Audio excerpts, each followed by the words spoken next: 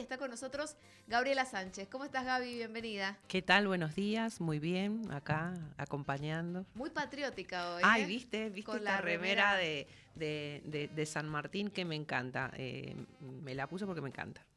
Hoy no es un día patriótico, pero vamos Bueno, a celebrar como siempre a nuestro general, que además en Mendoza, viste, bueno, yo vivo por la Alameda, entonces como que San Martín está en todas está partes. en todas partes, sí, así es. Anoche compartí una cena y recordaban y habían personas que habían hecho el cruce de los Andes, viste, que se hace, Sí. se recrea, digamos, bueno, nada, la verdad que la hazaña del general San Martín fue increíble. ¿Qué estará diciendo ahora, no? Yo pienso, ¿qué dirán nuestros próceres cuando nos ven hoy, no? Pero bueno, Tremendo. no vamos a saberlo nunca. Bueno, Gaby, hoy tenemos un tema interesante. Yo creo que nuestra audiencia va a contactarse, va a comunicarse, porque vamos a hablar de algo que en definitiva en algún momento de nuestra vida nos toca. Claro, exactamente. Bueno, como siempre, me gusta que nos ubiquemos en el Ujú. tema que vamos a conversar. Les propuse hablar del régimen patrimonial del matrimonio, que es lo que todos conocemos por sociedad conyugal, y la unión convivencial, que es lo que así se regula en el Código Civil y Comercial, como me gusta decir a mí, el nuevo código que ya va teniendo poco de nuevo. eh, a lo que conocemos, digamos, cotidianamente, o lo que se decía, una palabra que a mí no me gusta, pero que se usaba mucho y que se sigue usando, que es el concubinato. En realidad las personas que conviven son convivientes, no existe la palabra concubino, y sobre todo porque solía tener una, digamos, un adjetivo peyorativo. Entonces, por eso es que me gusta más la palabra conviviente. Bueno, lo cierto es que nosotros hemos dicho que sabemos que el Código Civil regula todos los momentos y todos los distintos momentos de nuestra vida. Entonces, para que nos ubiquemos, cuando hablamos de unión convivencial y cuando hablamos de régimen patrimonial del matrimonio. Esto es a partir de que uno decide iniciar una vida pública y común, digamos, con cierta continuidad con alguien. O lo haces o te casás Claro. con los efectos que va a tener el matrimonio, y entre esos efectos vamos a tener el régimen patrimonial del matrimonio, lo que antes conocíamos como sociedad conyugal, o lo que mucha gente sigue denominando sociedad conyugal. Lo cierto es que hoy se lo denomina de esta otra forma. Y por otro lado tenemos que el código reguló la unión convivencial. Vos sabés que en el derecho de familia, los doctrinarios y todo el derecho de familia siempre fue como muy conservador. Entonces había mucha, digamos, reticencia a regular los efectos de la unión convivencial, o ciertos efectos de la unión convivencial, porque como que se pensaba que la gente no decidía sustraerse Claro. al régimen del matrimonio, entonces no le interesaban esos efectos, entonces no había por qué regularlos. Pero lo cierto es que las personas conviven y conviven un montón.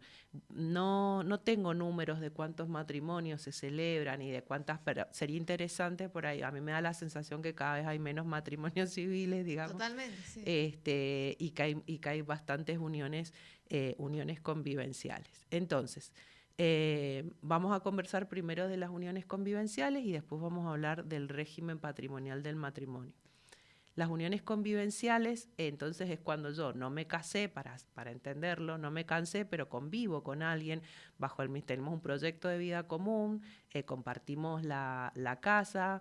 Cuando digo tenemos proyecto de vida común, no solamente es en cuanto a los intereses, a los valores y demás, sino que efectuamos gastos en común, Ujú. tenemos hijos en común. Y bueno, ¿y cómo se regula ese régimen? Lo primero, lo interesante, lo importante que hay que saber, que cuando vos sos conviviente y tenés una unión convivencial, no vas a ser heredero de tu conviviente. Eso es un efecto importante. Solamente voy a ser heredero o heredera cuando he contraído matrimonio. ¿Por qué pasa esto? Porque muchas veces Sí. las personas creen que tiene el mismo efecto y no va a tener ese efecto. Te voy a contar algo muy cortito. Sí. Yo tengo unión Ah, convivencial mira. por motivos de obra social en su momento. Ujú. Y me acuerdo patente que yo le digo a mi marido, porque no vamos a explicar tanto, Ujú. 15 años juntos, no vamos a decir nada, mi novio, mi Claro. pareja, es el padre de mis hijos. hizo un chiste con la persona que fue a firmar, ¿viste? Y la señora del registro civil le dijo, no, esto no es un matrimonio. Dice, falta mucho para que sea un matrimonio. Muy enojada, como, y lo dejó muy en claro, como diciendo, ¿Viste? esto no es un matrimonio. Claro, ¿por qué pasa eso? Porque muchas veces hay confusiones, y ahí nos vamos entrando en algunos temas, que vos preguntás el estado civil, y quizás el estado civil es, como vos decís, mi marido, frente a, no sé, en un restaurante, entre los amigos, no pasa No nada, pasa nadie nada. cuestiona. Ahora, si vos vas a comprar, por ejemplo, un auto y decís mi señora, mi esposa, y entonces la persona que te está tomando el trámite interpreta Que que vos está. estás casado, o muchas veces las personas les da vergüenza, por ahí hay gente de mayor edad que le da vergüenza decir, o porque tienen mucho cariño y bueno, es lo mismo, piensan que es lo mismo, entonces se le pregunta el estado civil y dicen casado.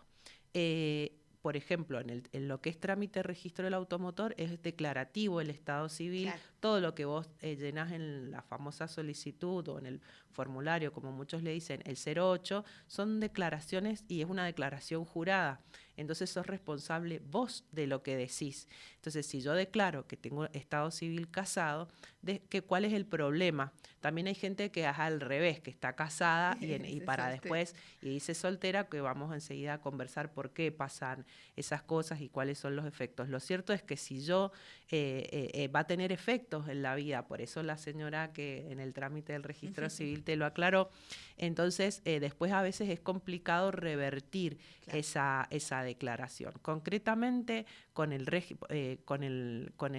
lo que para cerrar la idea del trámite automotor, si yo voy al registro automotor, adquiero un auto, una moto, un camión, un bien mueble registrable, y declaro que soy de estado civil, casado, y resulta que soy soltero, después no convivo más con esa persona, me peleé, puede haber fallecido, bueno, múltiples circunstancias, cuando yo voy a disponer de ese bien, no puedo ir y decir, no, yo me equivoqué, soy soltero.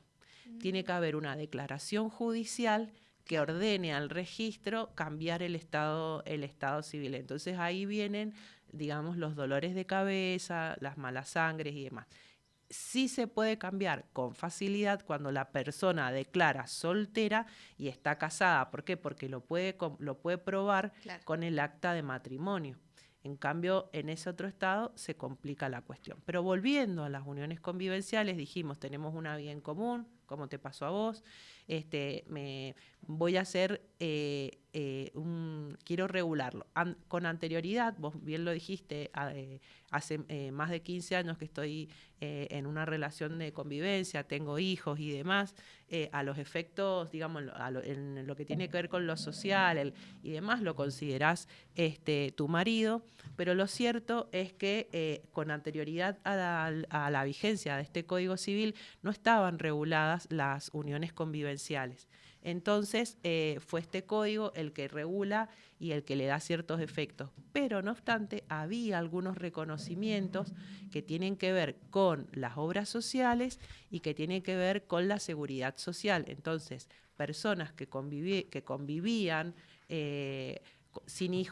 con hijos 2 años y sin hijos más de 2 años podían hacer este trámite, ya sea ante escribano, entonces se dejaba constancia con testigos y demás de que estaban bajo una unión convivencial durante tanto tiempo. Ese trámite se presentaba en la obra social y vos con eso accedes a los beneficios de la obra social. Y también todo lo que es de previsión social, o sea, todo lo que es pensiones Claro. y demás. Entonces era un trámite que se hacía bastante. Con la vigencia del nuevo Código Civil se regula entonces la unión convivencial.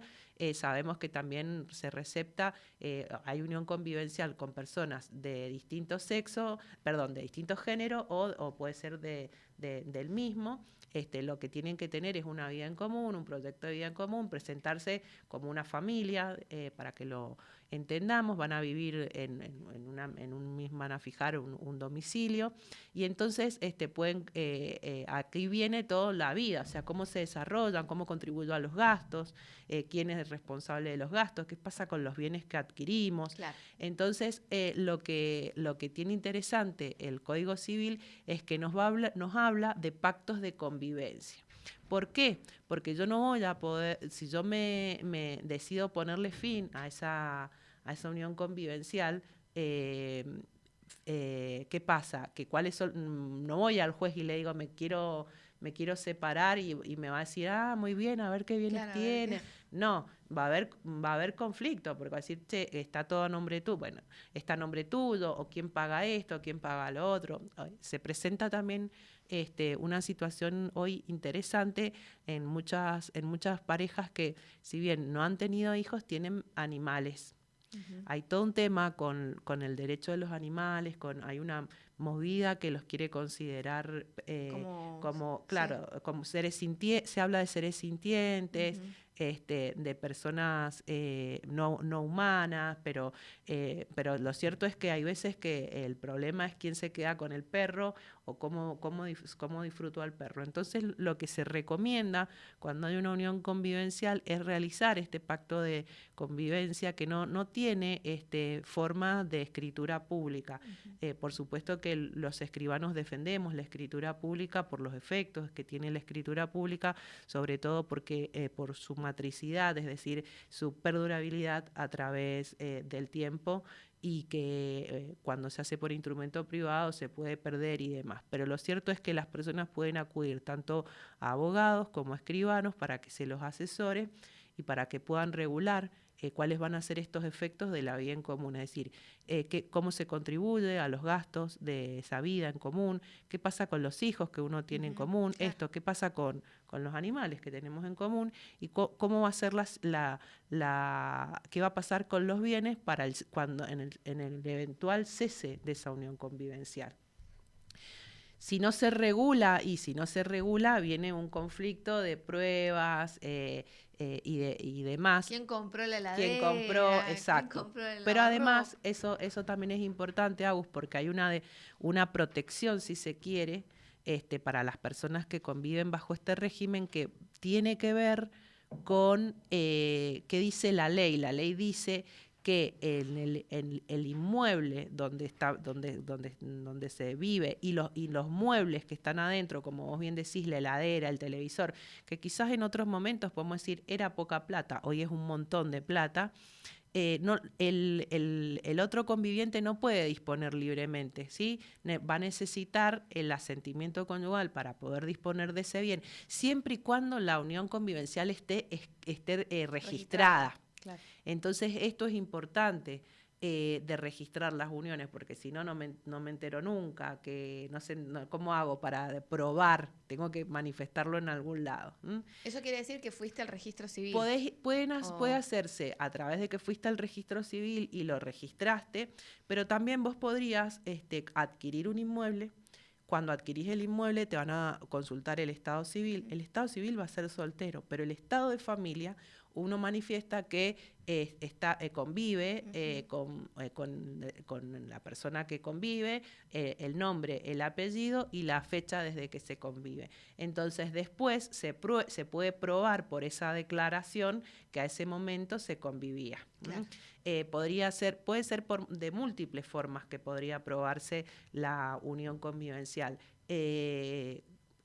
Lo ideal, como dijimos, es que se registre, pero suponte a través de los documentos, uh-huh, de las partidas de nacimiento, de cuando se hace el trámite de inscripción de los hijos, de los documentos de los hijos, van a haber distintos medios probatorios. Lo cierto es que si yo compré un inmueble y no manifesté que había una unión convivencial o no registré eventualmente la unión convivencial, mal me va a poder proteger, digamos, si yo digo que soy soltera y después quiero disponer del inmueble que es sede de esa unión convivencial, que hay hijos en común, que compramos y que los sostuvimos y no hay y de ningún lado surge que haya una unión y no va a haber un control de que la otra persona preste su conformidad para la disposición del bien. Entonces, en lo que a uniones convivenciales respecta, lo importante sería, como siempre vamos redondeando algunos temas, es esto, es que evalúen, que se asesoren respecto de los efectos de esa unión que tienen. A veces, como siempre decimos, estas regulaciones no tienen que ver con el cariño, con te quiero más, te quiero menos, sino ante eventuales situaciones de la vida en los que a veces es conveniente tener regulados los efectos. ¿Cómo los regulo? A través de un pacto de convivencia. ¿Quién me redacta el pacto de convivencia o quién me va a orientar, quién me va a ayudar, quién le va a dar forma jurídica a nuestro proyecto de vida, a lo que nosotros hemos decidido para la convivencia? Un abogado o un escribano me va a orientar en cómo regular este pacto de convivencia, que también voy a tener que inscribir para que surta efectos, lo puedo modificar y lo puedo rescindir a ese pacto de convivencia. Porque hay mucho, digo, hay veces que comienza de entrada, ¿no? Como decir, bueno, no sé, nos juntamos, fuimos novios un tiempo, decidimos empezar un proyecto propio y como empezamos todo de cero, ¿no? Compramos, a lo mejor no compramos, pero alquilamos una casa, compramos, como decíamos, el lavarropa, tiqui, tiqui, tiqui. Pero a veces pasa, o ocurre, ya en muchos casos, donde hay uniones convivenciales que se generan un poco después, o cuando vos ya traes tus propias cosas, ¿no? O bueno, se viene a vivir al departamento que compré yo, ponele cuando era soltera. Digo, y en esos casos es donde empezamos a pensar, porque a ver, en el fondo, viste, cuando te dice tu abuela, dice, ¿pero qué? ¿Te casás pensando en que te vas a divorciar? Y no sé, pero sí como saber que hoy no sabes si el proyecto de vida va a durar toda la vida, por, como decíamos recién, múltiples ocasiones, pero también pasa esto, es decir, a lo mejor uno ya llega a un bagaje y lleva sus cosas y sus cuestiones y cuando se junta dice, bueno, yo quiero al menos resguardar lo que es mío, lo que me costó tanto. Claro, ¿no? que también tiene que ver con, mira, cuando estudiaba, había una profesora que fue muchos años directora del registro de la propiedad inmueble y que ella nos decía que para el ser humano no había nada más importante que la libertad y el patrimonio. A mí me impactaba en ese momento la libertad tomada en el sentido de qué pasa si nos privan de la libertad, Claro. no el concepto de libertad que por ahí se maneja en estos tiempos, sino orientado más bien a eso. Y el patrimonio, y sí, el patrimonio te da seguridad. O sea, da seguridad, es algo. Entonces, ella, ¿qué quería significarnos con esto? Quería la importancia que tienen la transmisión de los bienes. ¿Por qué? Porque hacen a la esencia de la propiedad privada, digamos, cómo va circulando la riqueza del país y por supuesto, lo importante que es para las personas la protección de ese patrimonio. ¿Quién te protege ese patrimonio? Bueno, el escribano, la escribana, cuando vas a comprar un inmueble y el Estado tiene un particular interés en evitar Claro. los conflictos. Entonces, ese es digamos, el análisis así rápido que podemos hacer de por qué la existencia y demás. Entonces, puede pasar también que vos convivís con alguien que, por ejemplo, tiene, no sé, una empresa o negocios arriesgados y demás. Entonces, es importante regularlo. Es importante que existan esas regulaciones, ni hablar, digamos, la pelea o separarse, o como decir, ¿no? Bueno, te casás pensando en el divorcio. No necesariamente, pueden haber ciertas cuestiones, digo, podemos morirnos. Tal cual. Entonces, por eso, un accidente, qué sé yo, son cosas que hay que pensarlas y que hay que regularlas. Entonces, esa era un poco la idea que teníamos de conversar, la importancia de la unión convivencial, la importancia de no creer que estoy casado cuando tengo una unión convivencial, de la declaración, cuando me preguntan el estado civil y demás. El estado civil y el estado de familia, porque el estado civil va a ser, el estado de familia es más amplio, porque tiene que ver esto, en qué situación de familia me encuentro. El Código Civil pide que se expresen esos dos estados. Entonces, cuando vamos a adquirir bienes, sobre todo, no mentir sería, Claro, sí, sí, sí. o si no, consultar bien si tengo dudas respecto de cuáles son los efectos y si es lo mismo o no, bueno, se consulta y entonces el profesional va a orientarlos en ese sentido. Y por el otro lado tenemos lo que dijimos que se denominaba anteriormente sociedad conyugal, o lo que hoy se denomina régimen patrimonial del matrimonio. Bueno, seguimos hablando, entonces ahora nos vamos a meter en la parte del matrimonio más que nada. Claro, vamos a hablar del régimen patrimonial del matrimonio, lo que entonces lo que la mayoría de nosotros conocíamos o denominamos sociedad conyugal. Entonces, que tiene que ver con los bienes y con la naturaleza de los bienes que adquirimos durante la vigencia del matrimonio o mientras estamos casados. Entonces, hay bienes que van a ser propios, que vos bien decías, que son todos aquellos bienes que yo traigo de antes de casarme y que, digamos, van a seguir siendo míos por más que cambie mi estado civil. También todo aquello que yo voy a heredar, herencia, una herencia, donación o legado, dice la ley, es más o menos todo lo mismo, lo que me pueden haber regalado, lo que yo no he pagado, se refiere la ley. Con eso hay varios incisos que hacen referencia a los bienes propios y los bienes gananciales. Básicamente nosotros los resumimos en eso, para que nos quede esa idea. Son los que yo tengo, los que yo adquirí siendo de estado civil soltera. Después me casé, los voy a llevar a esos bienes al matrimonio, los tengo que declarar, tengo que decir que me caso, no hago nada. Claro. No hago nada, ¿por qué? Porque eso ya va a estar en los títulos de cuando adquirí.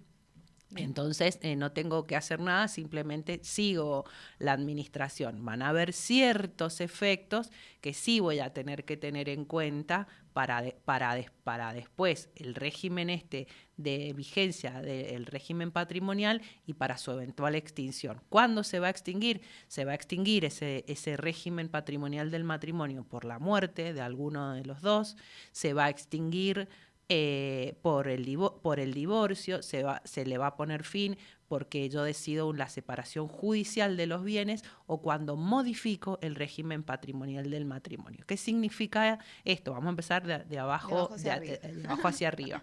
Yo puedo, y esto también es una novedad que trajo el nuevo Código Civil, cambiar el régimen al cual someto mis bienes. El efecto que tenía comúnmente o que más conocemos antes es lo que venimos hablando. Me caso, ingreso a un régimen de comunidad de bienes. Todo lo que ingresa a esa sociedad conyugal es ganancial. Hoy lo que se puede hacer es poner fin a esa comunidad y separar los bienes, pero seguimos siendo casados.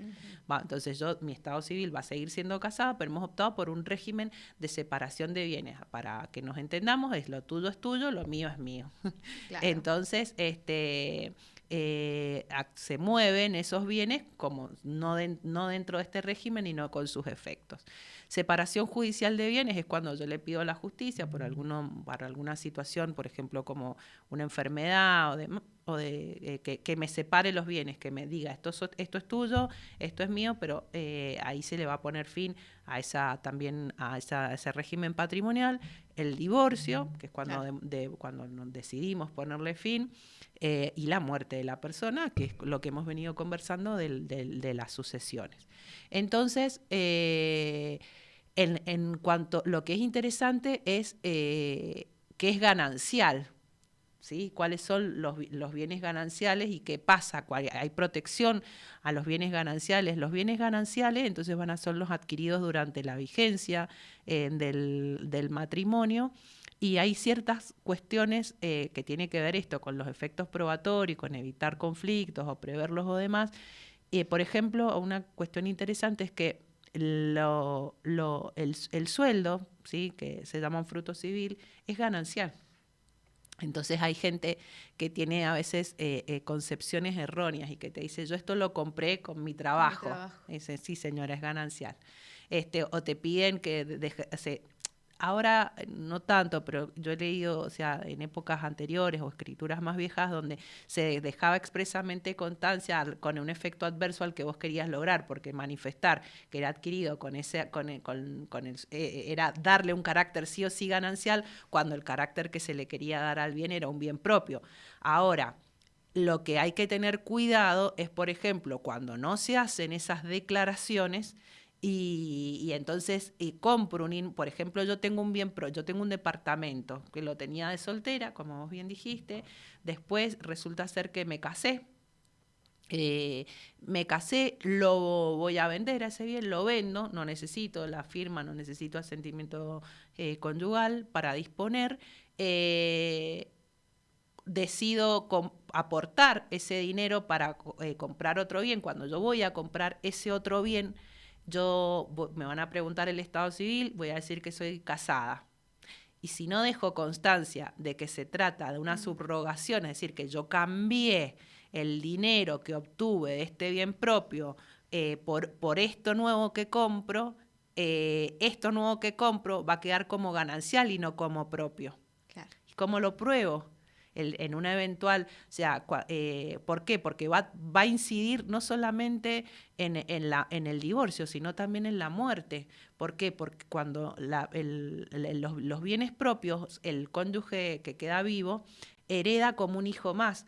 De los gananciales le corresponde el 50% por ser parte de este régimen. El otro 50% se va a repartir con los otros herederos, o sea, con los hijos por lo general, en el bien propio ¿me entendés? Que va a tener una incidencia. Entonces es común también que pasa esto, que no se deja constancia de estas subrogaciones o que, por ejemplo, una indemnización va a tener carácter, no sé, se me prendió fuego un auto, me dieron la plata de ese auto que era propio.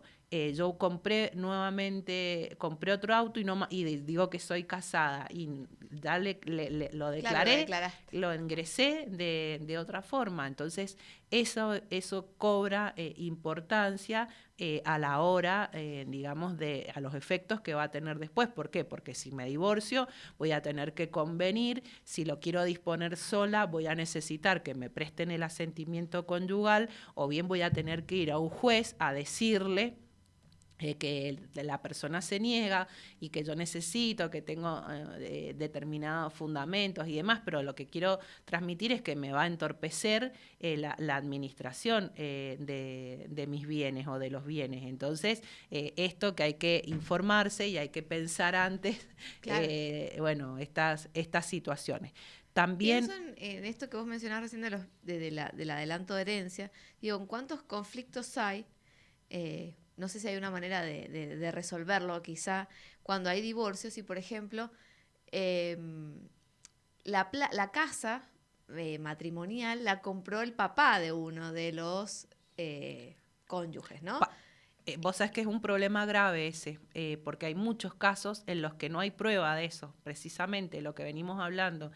He tenido la oportunidad de intervenir como escribana en algunos casos judiciales que se han presentado complejos. ¿Por qué? Porque acá juega muchas veces otro tema muy delicado que lo hemos tratado y que está muy en boga, que tiene que ver con la violencia. ¿Con qué violencia? Con la violencia económica. Entonces son situaciones, como vos decís, complicadas si no se deja constancia que el dinero lo aportó y sí se puede prevenir. ¿Cómo se previene? O sea, podemos ponernos en los dos lugares. Estoy más cerca de ser donante, de ser aportante, que como hija. Claro, ya se me pasó esa etapa. Esa etapa se me ha pasado, pero eventualmente podría aportar para alguno de mis hijos. Entonces, ¿cómo dejo constancia de eso? Yo quiero darle plata a mi hija, a mi hijo, para que adquiera un bien y mi hijo o mi hija pronto se va a casar. Hago una donación por escritura pública del dinero. Entonces dejo constancia por escritura pública que yo le dono este dinero a mi hijo o a mi hija para que adquiera con el cargo de que adquiere el inmueble, porque no Claro. van a hacer que mi hijo o mi hija se nos vayan de viaje, Deje la se plata vayan de viaje y resulta en la ser playa. que, claro, que no esté la adquisición del inmueble. Entonces, esa es una forma. Si vos me preguntás si es común que se haga, no es común que las personas lo tengan en cuenta. Claro. Si es común hacerlo y no dejar constancia. El tema viene después cuando quieren probar, cuando dicen, no, pero a mí la plata de esta casa me la dio mi papá. Ah, no te la dio tu papá. Claro. No, se olvida eso, es muy fácil de De olvidar. olvidar, nadie sabe nada. Entonces, bueno, es importante preverlo. ¿Qué pasa si si no se previó, si no se hizo la donación? Se puede demostrar. Hoy en día se puede demostrar porque muchas veces hay correos electrónicos, o sea, hay como hacer una trazabilidad de la plata. Claro. Entonces, si suponete, no sé, si yo no tenía trabajo y de repente salí comprando una casa ahí de algún lado, Salió el dinero, claro. puede salir, o hay movimientos bancarios y demás, pero bueno, es algo a tener en cuenta, Agustina. Bueno, estábamos hablando entonces, hablamos recién de cómo, digamos, proteger los bienes propios antes de un matrimonio. ¿Qué pasa ya después con los bienes gananciales específicamente? Con los bienes gananciales, entonces, para poder disponer de un bien ganancial, voy a necesitar que él o la cónyuge presten asentimiento. Es decir, que no voy a poder disponer libremente de ese bien. Tampoco voy a poder disponer libremente de un bien propio si es la sede del hogar conyugal. Sí o sí voy a necesitar que me presten el asentimiento de todos los bienes registrables y también de la disposición de cuando voy a disponer de acciones. Entonces, esto es importante. Nosotros, como está todo relacionado, siempre les he dicho que el derecho es uno solo, que se lo divide a los fines de poder estudiarlo y ciertas aplicaciones y demás. Pero ¿por qué está relacionado? Porque cuando hemos hablado de la escritura pública y de los pasos que llevamos adelante los escribanos, antes, durante la firma o la escritura pública, el otorgamiento propiamente dicho, y después. En la etapa previa, los escribanos hacemos un estudio de títulos. Entonces, ¿qué analizamos? Analizamos las escrituras, vemos los planos, vemos inscripciones registrales, vemos esto del estado civil para saber cómo va a disponer esa persona, es decir, si dispone sola o necesita la firma o si hay eventualmente una persona fallecida y se necesita abrir una sucesión. Y bueno, y ahí empezamos a encontrarnos a veces con estas cuestiones. Nosotros los escribanos hoy con el tema del divorcio no nos encontramos frente a este conflicto de que era tuyo, de que era mío, sino que intervenimos o bien cuando celebran un convenio, cuando se ponen de acuerdo, Claro. o en la etapa de la pelea que vienen a consultarte porque lo quieren vender, porque lo quieren hacer algún acto dispositivo. Y hay que asesorarse siempre y cuidado con los asesoramientos también, porque en el último tiempo he escuchado, hay veces que se usa hacer esta separación de los bienes que yo hice referencia, modificar el régimen, y hay quienes lo equiparan al divorcio, y son dos cosas distintas. Una cosa es el divorcio vincular, que pone fin al vínculo matrimonial, y otra cosa es el régimen patrimonial de los bienes. O sea, yo tengo que hacer, digamos, finiquitar o liquidar las dos cuestiones. Claro. No es que separo los bienes, no, ya está, estoy divorciada. No, señor, no, señora, no está divorciado. Ha separado los bienes. Sí o sí van a tener que hacer el divorcio vincular, y al revés. No hay divorcio vincular, pero tengo que decir algo respecto de los bienes, si no me quedan en ese estado claro. de indivisión, de que no he decidido nada, le puse fin al matrimonio. ¿Tiene efectos? Sí, tiene efectos sobre los bienes, pero lo tengo que decidir a ese efecto, si no me quedan en una situación que se llama de indivisión poscomunitaria por esa comunidad de bienes que había. ¿Por qué la gente no suele hacer este tipo de trámites? Porque hay costos importantes cuando ingreso en el divorcio bienes. Claro. Entonces, como después pago tasa retributiva de justicia, se pagan ciertos impuestos que a veces son altos, entonces como que los quieren evitar y dicen, bueno, fijémonos, veamos. Pero, ¿qué pasa? Que viene el apuro cuando necesito disponer o cuando ya tengo el comprador y resulta ser de que me faltan un montón de trámites. ¿Por qué? Porque también muchas veces quien interviene primero es la inmobiliaria o el trabajo de los inmobiliarios, de los corredores públicos inmobiliarios, que nosotros siempre defendemos esa intermediación que ellos tienen, pero ellos cierran el negocio. De los papeles se encarga el escribano, claro. No se encarga la inmobiliaria. ¿Por qué? Porque no conoce de estos temas y porque no tiene incumbencia para trabajar estos temas. Así como en la escribana, el escribano no se mete en cerrar lo que es el acuerdo negocial, bueno, ellos no intervienen en la etapa que tiene que ver con el acto propiamente dispositivo, que son los papeles. ¿Y en ese caso qué? ¿Tienen que firmar todos? ¿O sí tenés que hacer el trámite? No, lo que pasa es que hay que, en el caso del divorcio, y depende de los bienes, si hay un bien en un auto es más simple, porque presento un escrito al juez y tengo que decirle cómo va a quedar y demás. Y en el caso de los bienes muebles prevé la ley también un escape. El problema es que yo no tenga más contacto con esa persona. Claro. Que no tenga más contacto, que se haya ido, que no lo vea más. Otro tema interesante que me estaba olvidando decir es que es importante si yo me separo y todavía no inicié los trámites de divorcio, fijar una fecha de esa separación. ¿Por qué? Porque cuando voy a iniciar el divorcio, cuando sale el divorcio, el efecto es retroactivo al momento en que yo le comuniqué a la otra parte mi intención de poner fin al matrimonio o de la separación de hecho. Entonces, si yo lo manifiesto a través de un acta, por ejemplo, notarial, decimos, bueno, nosotros estábamos casados, hemos decidido poner fin desde tal fecha, estamos separados de hecho sin voluntad de unirnos. ¿Por qué? Porque los bienes que yo adquiera después de esa circunstancia, cuando yo me divorcie, no van a entrar. Claro. Pero bueno, hay algunos matices o a veces hay cierta, puedo vender un bien otra vez y reemplazarlo y demás y puede entrar en la ganancialidad, pero es importante tener en cuenta esta situación y si no, porque es lo que te digo, va a tener solución porque voy a poder ir al juez, pero imagínate en la volatilidad, claro, negocial que hay ahora, el tiempo que eso me va a llevar es un montón, entonces hay que preverlo.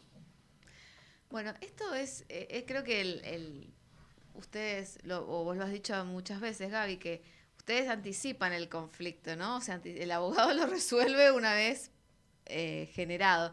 Y en temas, por más que por ahí uno, como decíamos recién, estemos hablando de matrimonio, estemos hablando de voluntad de unirnos y de planificar una vida juntos, no es malo tener idea de qué va a pasar o prever escenarios, más cuando hay niños de por medio también, ¿no? O bienes. Creo que la mayor conflictividad se da cuando hay un único bien quizá o muchos bienes, ¿no? También se dan ciertas conflictividades cuando uno de los miembros del matrimonio, por ejemplo, se dedica a la crianza de los hijos y el otro desarrolla su vida y después cree que todo lo que ganó, por eso hice relacionada, es de él y esto lo compré yo y vos no hiciste nada, no hiciste un montón y también te corresponde, porque bueno, tiene un valor, en ese caso se compensa, claro. Por lo general la mayoría de las veces, o lo que vemos en los casos jurisprudenciales tiene que ver con mujeres, pero podría también tener que compensarse un varón. Uh-huh. Entonces, eso también es importante que se conozca que tengo ese derecho, digo, porque hay personas que lo desconocen, aunque uh-huh. no nos parezca que no, sí, lo desconocen. Otra cosa es que las personas, no te pueden obligar a firmar cuando muchas veces hay divorcios donde digamos, uno de los cónyuges organiza todo el divorcio y ven y vos firmás acá, firmás acá, firmás acá, resulta que nadie me explica, no leo, no, me tienen que explicar, tengo que leer, tengo que contar con el asesoramiento. Como también he dicho en otras oportunidades, los abogados son de parte, el escribano es imparcial, tiene el deber de asesorar por igual a ambas partes. Esto es una situación, es el deber ser. Entonces eso hay que tenerlo también presente. Del dicho al hecho o de lo que tiene que ser a lo que es. Claro, exactamente, ¿no? Pero bueno, hay un montón o sea, ese es el deber ser que tenemos nosotros. Nosotros no somos ni de una parte ni de otra parte. Pero Igual bueno. está como más institucionalizado eso, o sea, como que la gente confía mucho en el escribano de esa imparcialidad, pese a veces que pueda tener algún tipo de vínculo, conocer más a uno. El abogado ya es más difícil, digamos, o sea, en el imaginario colectivo. Claro, sí, es verdad porque es así, es la función. Debería ser así en todos los casos. Tenemos fallos jurisprudenciales en donde no ha pasado eso, bueno, vienen las nulidades y demás. Lo que pasa es que para poder acceder a eso tengo a veces pasar muchos años para que la justicia me lo resuelva, tengo que tener plata para acceder y demás. Entonces, bueno, quien por lo general está en una situación de desequilibrio es la mujer. No obsta a que podría ser un varón, lo repito, Sí. pero por lo general los casos que hoy vemos tienen que ver con la mujer. Entonces, que sepan que las asiste un derecho y que, bueno, que hay que ejercerlo, eso. Gracias, Gaby, por haber venido. Gracias a ustedes. Gabriela Sánchez, nuestra escribana aquí en la mañana del sábado en CNN Radio Mendoza.